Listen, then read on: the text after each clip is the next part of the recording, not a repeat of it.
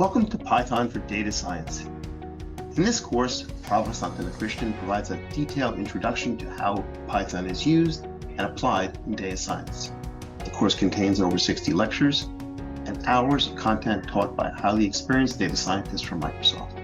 Starting with some fundamentals about what is data science and who is a data scientist, the program rapidly moves into the specific challenges of data science. Getting this tooltip which shows you the parameters, the function, the methods that are available, so you don't need to remember all of them. This includes the challenges of problem identification and collecting data, the data pipelines, data preparation, data cleaning, and related subjects. Data science methodologies, data analytic tools, and open source tools are all covered. Model building, validation, visualization, and various data science applications are also covered.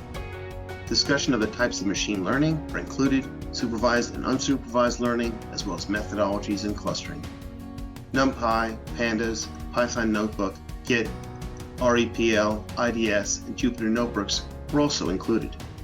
Arrays, advanced arrays, and matrices are discussed in some detail to ensure you understand what it's all about and how these tools are implemented. Come join us in this excellent program on Python for Data Science.